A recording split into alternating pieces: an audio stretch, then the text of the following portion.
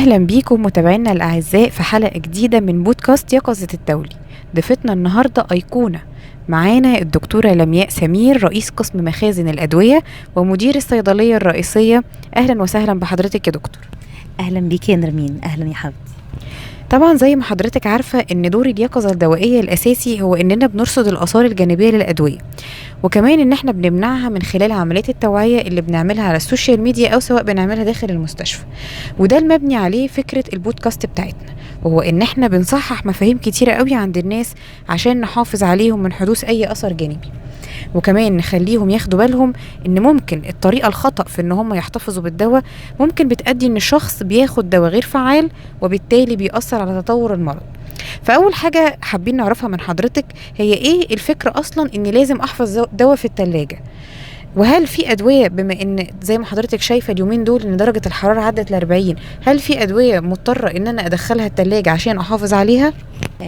طبعا الفكرة الأساسية إن أنا ليه بحط الدواء في التلاجة هي إن أنا أحافظ على طبيعة الدواء ده من غير أي تغيير، يعني من غير ما يحصل له أي تحول من الصورة اللي هو عليها واللي أنا عايزاها ومحتاجاها عشان تديني التأثير المطلوب. فمثلا أنا عندي من أشهر الحاجات اللي لازم أحافظ عليها في درجة حرارة مناسبة أي حقنة ذات طبيعة إن هي مادة بروتينية زي الإنسولين، وده أشهر حاجة بالنسبة لمرضى السكر. برضو الهرمونات زي الهرمونات المحفزة للتبويض. عندي كمان الألبيومين ده بروتين مهم جدا لمرضى الكبد. في بقى حاجات تانية متخصصة أكتر زي مرضى الغسيل الكلوي، بيحصل عندهم حالة أنيميا مثلا، فبحتاج إن أنا أديهم حقن علشان موضوع الأنيميا، فبدي حقن زي الريكورمون، الأرانيسب، الإريثروبيوتين، ودي لازم برضو تتحفظ في التلاجة. برضو مرضى الMS في أنواع كتير لازم تتحفظ في التلاجة، من أمثلتها البيتافيرون والربيف. طبعا أساسي كمان حقن الكليكسان اللي بتتصرف عندنا للمرضى اللي عندهم الإجهاض المنذر، لازم برضو يتحط في التلاجة. وطبعا من الحاجات الأساسية كمان الأمصال واللقاحات المختلفة اللي أنا عندي برضو منها في المستشفى، بتتصرف من المخزن للصيدليات زي صيدلية 24 ساعة أو صيدلية الطوارئ، سواء التيتانوس، سواء اللقاح الكبدي أو الكبدي الرضع أو الكبدي كبار. الحاجات دي من الحاجات اللي لازم يتحفظ في التلاجة، وهنعرف بعد كده إزاي أحافظ عليها في سلسلة متقنة جدا من التبريد المستمر. من الحاجات المهمة جدا برضو إن أنا لازم أحافظ عليها في التلاجة بعض المواد اللي ممكن تبقى في الصورة الطبيعية بتاعتها يحصل لها تغيير في درجة الحرارة العادية حتى، زي مثلا حقن الفيتامين بي. المعروف جدا ان الناس اللي عندهم اي التهابات في الاعصاب او نقص فيتامين بي بيحتاجوا لفيتامين بي بصورة مستمرة. برضو حقن الفيتامين بي من الافضل ليها انها تتحفظ في درجة حرارة التلاجة علشان ما تتغيرش طبيعتها او ريحتها تتأثر وتتغير. في كمان بعض انواع اللبوسات اللي فيها مواد طيارة او مواد سائله، دي لو سبتها في درجه الحراره العاديه هتبقى تفقد الفعاليه بتاعتها ومش هتبقى بالنسبه لي ذات اي اهميه او فايده للمريض. في من القطرات المشهوره جدا كمان القطرات العين اللي بتحتوي على ماده الكلورامفينيكول، دي بتتاثر جدا جدا بالحراره ولازم تتحفظ في الثلاجه. من الحاجات المهمة جدا برضو اللي لازم أحافظ عليها في درجة حرارة التلاجة هي القطرات اللي بتحتوي على مادة الكلورامفينيكول، لأن دي بتحتاج درجات حرارة منخفضة، وكمان القطرات المضادة للجلوكوما. نقطة مهمة جدا بالنسبة لنقط الأذن، برضو نقط الأذن اللي بتحتوي على حاجات مضادة للفطريات زي مادة الكلوتريمازول لازم تتحفظ في التلاجة. طيب لو انت برضو يا نرمين سألتني سؤال، انا عايزه اعرف هو انا ليه احافظ على الادويه دي في التلاجة؟ ايه السبب؟ في ادويه اسمها البرودراج ده يعني دواء غير فعال وهو خارج الجسم وبيتحول للصوره الفعاله منه بعد ما يدخل جسمي. طب لو انا سبته في درجه حراره غير مناسبه او درجه حراره عاليه هيتحول للصوره غير فعاله دي وهو بره جسمي، فانا كده مش هستفيد منه، هو خلاص اتحول وفقد فعاليته، يبقى خلاص كده انا مش مستفيد منه. زي قطرات حاجه اسمها لاتانوبروست او التيمولول، دي من الحاجات اللي بتفقد فعاليتها لو ارتفعت درجه الحراره وبتتحول لصوره اخرى. في حاجه تانية ادويه بطبيعتها ثباتها قليل في درجه الحراره العاديه، زي مثلا القطرات بتاعه العين، زي مثلا نقط الاذن اللي بتحتوي على مضادات للفطريات، او الكريمات اللي فيها قاعده هيدروكورتيزون. دي كلها لو فضلت في درجه الحراره مرتفعه هتفقد فعاليتها وتفقد الغرض منها، المريض مش هيستفيد بيها. في كمان الصورة الفيزيائية للدواء، ممكن الدواء يبقى في درجة حرارة الغرفة هيتحول لصورة مش هقدر بعدها ان انا اتعامل معاها، زي اللبوسات لو احتوت على مادة سائلة في درجة حرارة الغرفة، او مادة متطايرة زي الأوكاليبتول. في الحالة ديت عمري ما هقدر استفيد من الدواء، ومش هقدر ان المريض ياخده. جزاك الله كل خير يا دكتور على المعلومات الجميله دي جدا. دلوقتي واحنا بنجهز للحلقه مع بعض، انا فاكره ان حضرتك قلتي لي ان حضرتك هتجيبي لنا بقى درجات الحراره المختلفه لحفظ الادويه، سواء جوه الثلاجه او بره الثلاجه، عشان برضو نحافظ على فعاليتها. فنستاذن حضرتك بقى تقول لنا ايه درجات الحراره دي، والدرجات دي يا جماعه هتظهر لحضراتكم على الشاشه عشان تقدروا تاخدوها سكرين وتحتفظوا بيها عشان تستخدموها فيما بعد لو حضراتكم محتاجين ان انتوا تحفظوا دواء في درجه حراره معينه. تمام يا نرمين. دلوقتي انا عندي البدايه خالص، لو دواء مفروض ان هو يتحفظ في الفريزر هتبقى درجه حرارته من -10 ل -20، دي درجه الحراره المناسبه ليه. ولو دواء مكتوب عليه ان هو يحفظ في الثلاجه بيتحفظ من 2 سلسيوس ل 8 سلسيوس، يعني من درجه 2 لدرجه 8.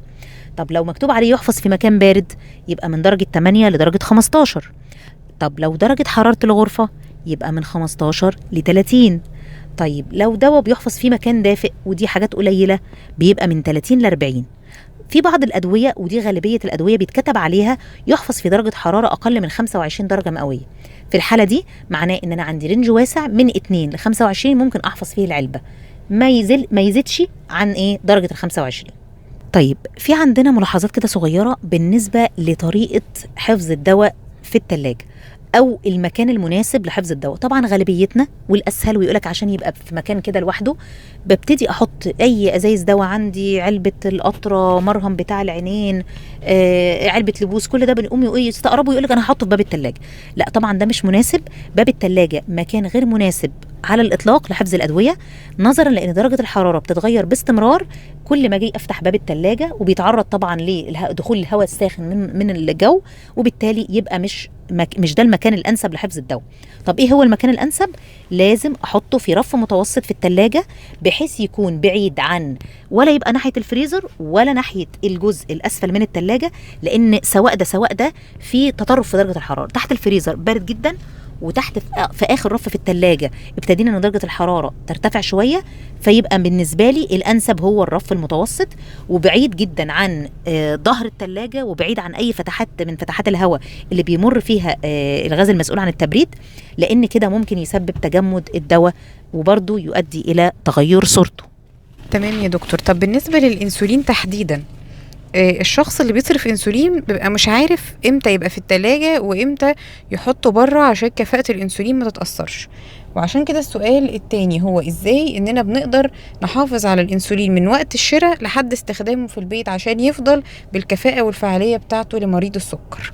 تمام، ده سؤال مهم جدا يا نرمين. دلوقتي انا عندي طبعا مريض السكر، سواء بيصرف العلاج بتاعه من مكان معين، بيصرف من عندنا من المستشفى، من الصيدليه، لازم يكون عارف يعني ازاي احفظ الانسولين، سواء فايلات، سواء الخرطوشه اللي بتستخدم في اقلام الانسولين، احافظ عليها ازاي. لازم الانسولين يتخزن، لو انا ما استعملتش بقى سواء الفايل سواء الخرطوشه على حالتها ولم يتم استخدامه، بيحفظ من درجه حراره من 2 درجه مئويه ل 8. طيب انا دلوقتي خدت الانسولين وخلاص، بعد ما روحت انا حفظته في التلج او حفظته في كيس فيه تلج، اما بروح البيت بحطه في التلاجة لغايه ما يبتدي ان انا استخدمه.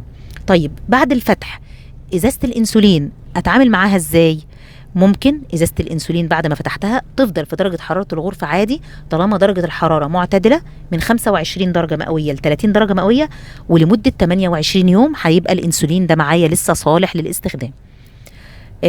يبقى انا لو انا مريض وصرفت الكميه بتاعتي مثلا لمده شهرين، هاخد اللي انا مش هستعمله احطه في التلاجة في درجه الحراره اللي اتفقنا عليها 200 ل 8. خدت فايل وفتحته واستخدمته، يمكن جدا ان انا اسيبه في درجه حراره الغرفه لمده 28 يوم، بعد كده ما اقدرش ان انا استعمله، مش هيبقى بنفس الفعاليه المطلوبه. في نقطة مهمة برضو، ان الانسولين لازم يتحفظ زي ما اتفقنا في رف متوسط في التلاجة، وما يتعرضش خالص انه يبقى تحت الفريزر ولا ملاصق للجدار بتاع التلاجة، علشان ده من الادوية اللي لو تم تجميده هيتلف خلال دقائق ويبقى غير فعال. يبقى الانسولين ولا يبقى يتحفظ في درجة حرارة عالية، ولا يتحفظ في درجة حرارة منخفضة جدا تصل لمرحلة التجميد، عشان ما يفقدش الفعالية بتاعته. تمام يا دكتور. طب بما ان حضرتك بقى ذكرتي موضوع التلج اثناء الصرف، يا ترى ايه الادويه المتوفره عندنا في المستشفى بتستدعي ان الشخص يجيب معاه كيس تلج اثناء صرف العلاج؟ ده سؤال فعلا مهم جدا يا نرمين. من اهم الحاجات المريض هيجي يصرف ادويه ثلاجه يجيب معاه كيس تلج. طب ايه هي الادويه دي؟ اول حاجه بطبيعه الحال الانسولين، ده بالنسبه لمرضى السكر. تاني حاجه الادويه بتاعه الانيميا المزمنه اللي بتتصرف لمرضى الغسيل الكلوي، زي الريكورمون والارنسب والايبوتين او الاريثروبيوتين. برضو مرضى الام اس زي اللي بيصرفوا حقن البيتافيرون او حقن الربيف، لازم برضو يبقى معاهم تلج. في برضو مرضى الروماتويد اللي بيصرفوا ادويه العلاج البيولوجي زي الهيوميرا، الكوزنتكس، السيمبوني، دي برضو لازم يكون معاه كيس تلج. لو في بقى حالات تانية لمرضى الأقسام الداخلية اللي بيصرفوا زي حقن مثلا الساندوستاتين، برضو الساندوستاتين لازم يتحط في أكياس تلج علشان يوصل المريض في درجة حرارة مناسبة. في برضو حقن اسمها حقن المادة الفيلجراستم أو النيبوجين، ده بيتصرف لحالات ومرضى الأورام، برضو لازم يتحط في تلج. تمام يا دكتور، جزاك الله كل خير. الصراحة بقى السؤال الجاي ده سؤال المنتظر.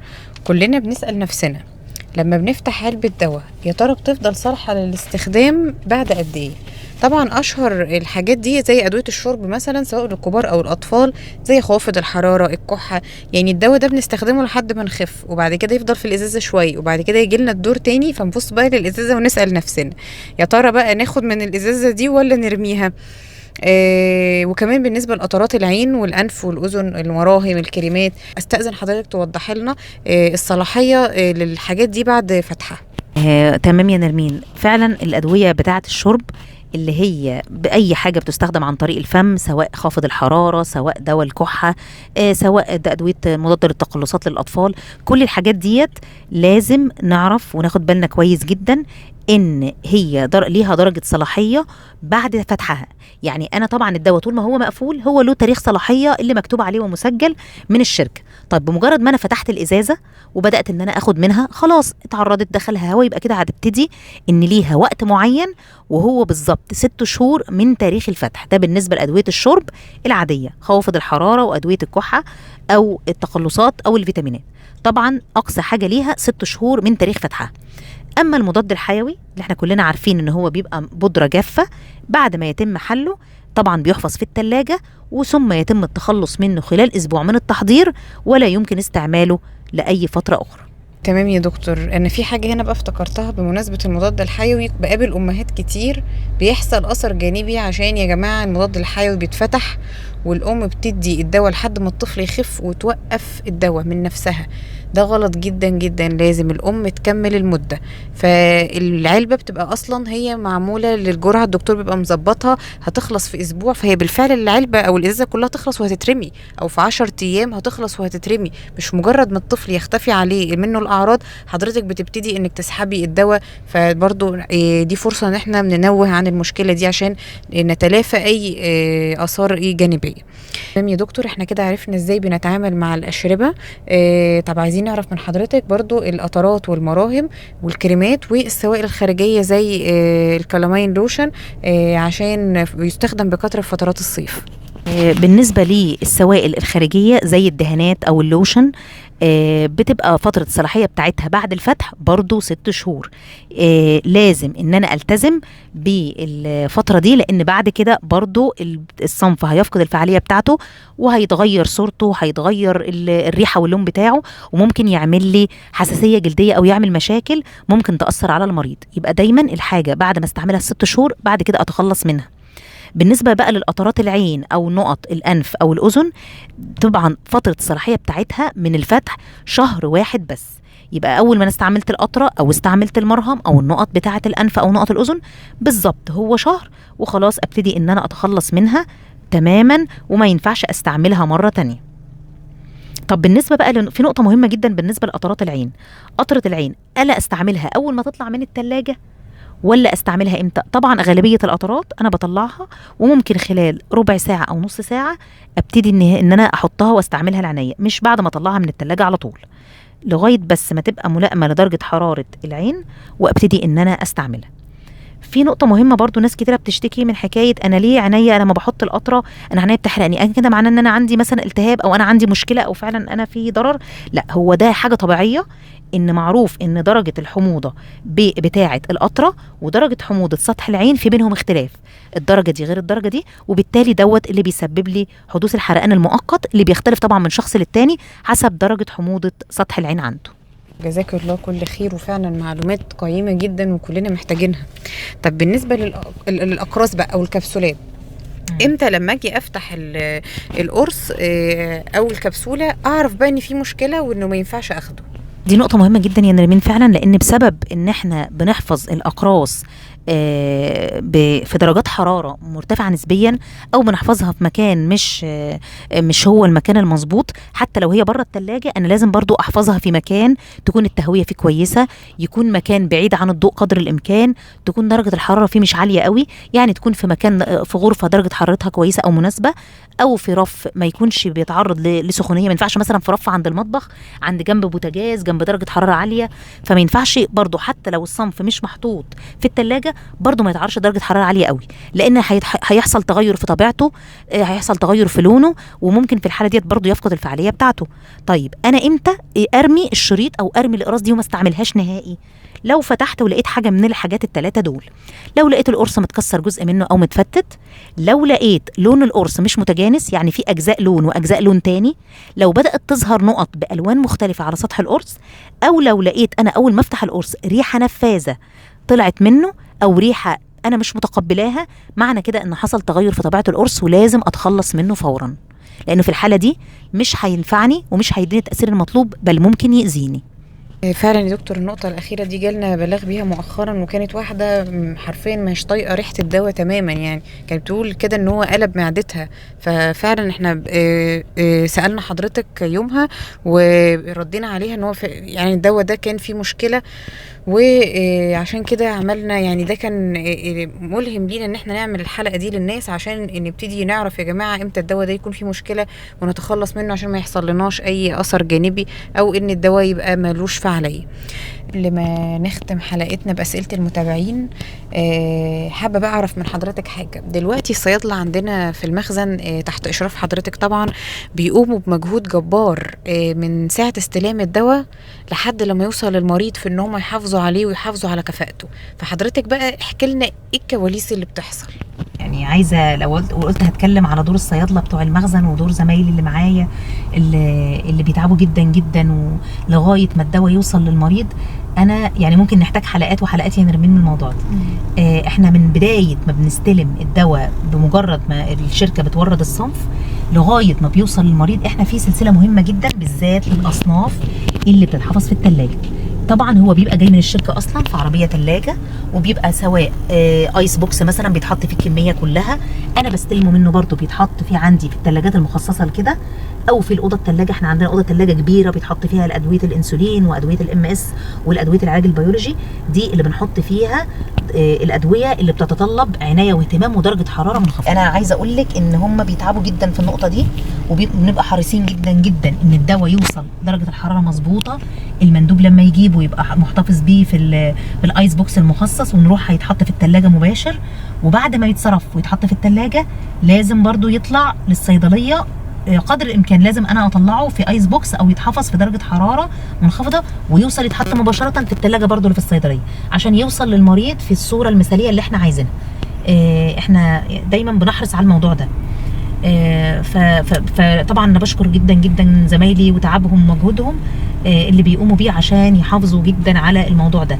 طبعا احنا عندنا كمان من الحاجات المهمه قوي قوي في الموضوع ده ان لازم لو اي صنف هيتصرف هنتاكد ان انا حتى لما اصرفه في يروح لمريض لازم يتحط في الثلاجه بتاعه القسم لغايه ما المريض ياخده. طبعا بالنسبه لحالات المرضى الداخلي، طبعا لو هيتصرف في النفقه بيتحط في الثلاجه ويطلع من الثلاجه للمريض اللي معاه كيس الثلج، عشان ابقى انا كملت السلسله. انا عندي سلسله من الشركه اللي عندي في المخزن، ومن المخزن للصيدليه اللي هي هتصرف لايد المريض، احاول قدر الامكان ان انا احافظ على سلسله متقنه ومغلقه، زي ما بيقولوا هي حلقه مقفوله، علشان احافظ على المريض يوصل، ان الدواء يوصل للمريض في درجه الحراره اللي انا عايزاها. تمام يا دكتور، جزاك الله كل خير. آخر حاجة حابين نختم بيها مع حضرتك بعض الأسئلة المترددة علينا من متابعينا. أول سؤال: نسيت وضع حقنة الكليكسان في التلاجة لمدة 5 ساعات وفضلت في درجة حرارة الغرفة، هل كده فسدت؟ وتاني سؤال برضو إنه حد نسى الأنسولين في السيارة في درجة حرارة كانت أعلى من 30، يا ترى هيعمل إيه؟ هيستخدمه ولا يتخلص منه؟ تمام يا نرمين. بالنسبة للسؤال بتاع الكليكسان، إذا كانت الغرفة اللي أنا سبت فيها الكليكسان بعد الصرف كانت درجة حرارتها مناسبة، كنا مثلا في فصل الشتاء أو ما كانش الجو حر أو كانت غرفة مكيفة، يبقى ما فيش مشكلة طول ما درجة الحرارة عندي أقل من 25. لكن لو كان في جو زي اللي احنا فيه دوت، سبتها في الأوضة وبعد ما صرفت وسبتها فترة، يبقى أنا في الحالة دي خلاص لازم أتخلص منها. ما عادش ينفع إن أنا أستعمل حقنة الكليكسان، وهتبقى غير فعالة، وهيبقى خطر إن أنا أستخدمها للمريض. بالنسبة للإنسولين، الإنسولين ده بروتين شديد الحساسية، واتفقنا إنه لازم يتحفظ في درجة حرارة مناسبة، ولو أنا ما استعملتوش لازم يتحفظ في التلاجة. يبقى أنا بقى لو مريض نسى الإنسولين في العربية، طبعا المكان مقفول وفي الجو اللي احنا فيه ده، أو درجة حرارة عالية فوق 30 بصفة عامة، يبقى برضو ما ينفعش أستعمل الإنسولين ده، وكده ما عادش فعال ولازم أتخلص منه. بجد يا دكتور يعني مش عارفة أقول لحضرتك إيه، معلومات قيمة وحلقة ممتعة جدا، حضرتك نورتينا وشرفتينا، استفدنا كتير، وإن شاء الله مستمعينا يكونوا استفادوا. وانتظرونا في حلقة جديدة من بودكاست يقظة الدولة.